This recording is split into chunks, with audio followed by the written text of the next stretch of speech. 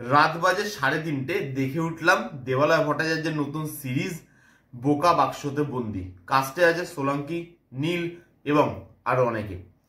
এই সিরিজটা নিয়ে আমার প্রচুর আশা ছিল, বিশ্বাস করুন, কারণ এটা যে কনসেপ্টটা নিয়ে কথা বলছে, যে সিরিয়ালের মধ্যে একটা মেয়ে যে তার রিল লাইফ এবং রিয়েল লাইফ দুটোর মধ্যে ডিফারেন্সিয়েট করতে পারবে না, তার লাস্ট শট, সেই শটটা দিতে গিয়ে এই সিরিয়ালের মধ্যেই আটকে যাবে, তারপরে তার রিয়েল লাইফ কোনটা, রিয়েল লাইফ কোনটা, এই দুটোর মধ্যে পুরো কনফিউজড হয়ে যাবে সেই মেয়েটাও এবং অডিয়েন্স। এই যে কনসেপ্টটা ট্রেলার লেভেল থেকেই খুব ভালো লাগছিল।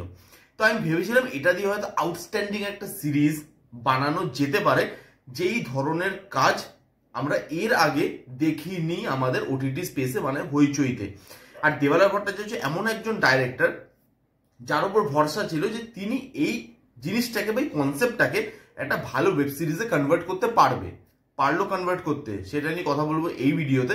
গল্প তো মোটামুটি আপনারা শুনেই নিলেন।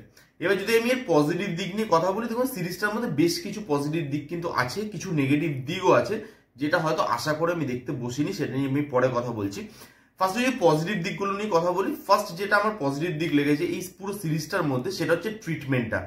যেহেতু এখানে একটা অ্যাক্টরের দুটো লাইফ দেখানো হচ্ছে, মানে একটা রিয়েল লাইফ এবং একটা সিরিয়ালের লাইফ।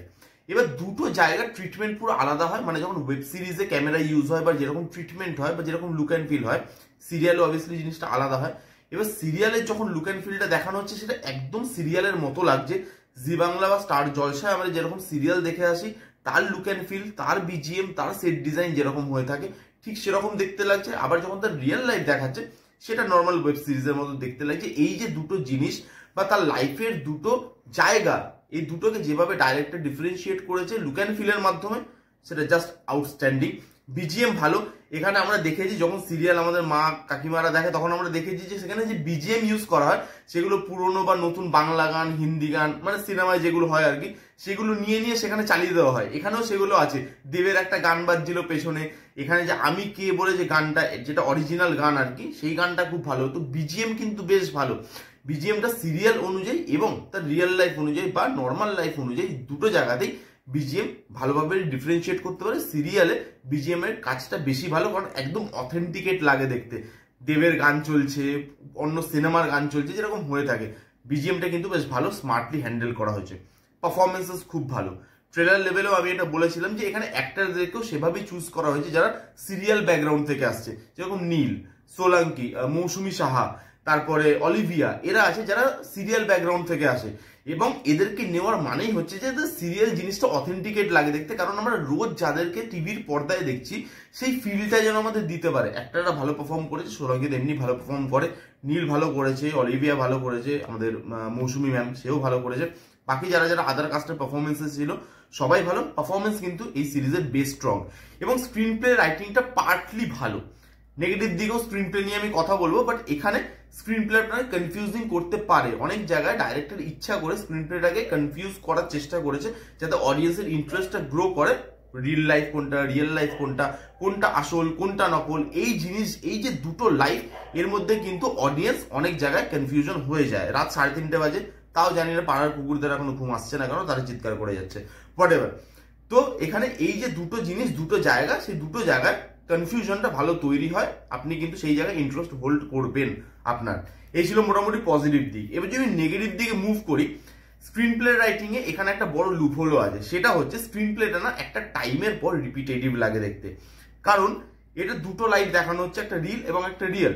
তো এই দুটো লাইফের মধ্যে রিল লাইফটাকে বেশি স্পেস দেওয়া হয়েছে। এবার যখন সিরিয়ালের পার্টগুলো হচ্ছে, সেগুলো একটা টাইমের পর আপনার মনে হয় যে এই জিনিসগুলো তো আমরা দেখছি, তার মধ্যে গল্পটা কোথাও এগোচ্ছে না, ওই জায়গাতেই হয়তো ঘোরাফেরা করছে।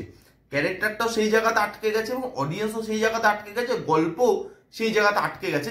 সেইখানে না গল্পটার এগোয় না বা নতুন কিছু প্রোভাইড করে না। তাই জন্য লাস্টের এপিসোডগুলোতে আপনার খুব স্ট্রেচি বলে মনে হয়, আপনার মনে হয় আরো অনেক কিছু ডাইরেক্টর দেখাতে পারতো। অন্য ডাইরেক্টর হলে হয়তো আমি অতটা আশা করতাম না, যেহেতু এটা দেবালয় ভট্টাচার্য তাই আমার মনে হয়েছে এখানে আরো একটু কাজ হয়তো আমরা দেখলেও দেখতে পারতাম। আর এখানে রিল লাইফ আর রিয়েল লাইফের মধ্যে কনফিউশন ক্রিয়েট করার জন্য যে রিজনটা দেওয়া হয়েছে সেটা আমার খুব চাইল্ডিশ লেগেছে। ওরকম একটা রিজন না দিলেও পারতো, যেহেতু দেবালয় ভট্টাচার্য আমি একটু বেটার জিনিস এক্সপেক্ট করেছিলাম, হয়তো একটু বেশি আশা করে ফেলেছিলাম। সেই জন্য আমার ক্লাইম্যাক্সটাও খুব একটা ভালো লাগেনি, টুইস্ট অ্যান্ড টার্নসগুলো আমার খুব রেগুলার লেগেছে এবং খুব মানে মনে হয়েছে যে টুইস্ট অ্যান্ড টার্নস খুব মানে প্রেডিক্ট করা যাচ্ছে, যেহেতু অনেক সিনেমা দেখি তো আমার মনে হয়েছে টুইস্ট অ্যান্ড টার্নসটা প্রেডিক্টেবল, খুব রেগুলার। লাস্টে গিয়ে যে মজাটা পাবো ভেবেছিলাম, যে ছিটকে যাব, সেই জিনিসটা আমি পাইনি। আর এখানে কিছু অডিয়েন্সের জন্য এই সিরিজটা হয়তো ওয়ার্ক করবে না, কারণ এই সিরিজের মধ্যে যে কনফিউশন ব্যাপারটা আছে, যেই জিনিসটা ডাইরেক্টর বলার চেষ্টা করছে, সেই জিনিসটা অনেক অডিয়েন্স হয়তো ধরতে পারবে না এবং তাদের হয়তো এই সিরিজটা ভালো নাও লাগতে পারে, কারণ এটা একটা সাইকোলজিক্যাল ড্রামা। তো এই সাইকোলজিক্যাল স্পেসটা যদি বুঝতে না পারে, তাহলে আমার মনে হয় অনেক অডিয়েন্সের এই সিরিজটা বোরিং লাগবে, লেন্দি লাগবে এবং লেস ইন্টারেস্টেড ফিল করবে এই সিরিজটার প্রতি। এই ছিল মোটামুটি পজিটিভ দিক। নেগেটিভ দিক, আমি হয়তো সিরিজটাকে নিয়ে একটু বেশি আশা করে ফেলেছিলাম, যেই আশাটা কোথাও গিয়ে আমার মিট হয়নি।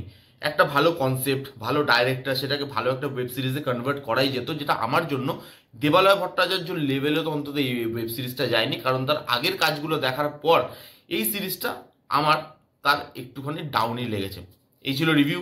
আপনারা কারা কারা দেখেছেন কমেন্ট করে জানান, যারা দেখেননি গিয়ে চেক আউট করতে পারেন, নতুনত্ব জিনিস দেখবেন, ভালো লাগবে, খারাপ লাগবে না।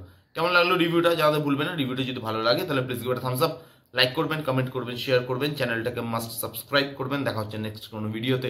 ততক্ষণ bye bye, take care and be safe.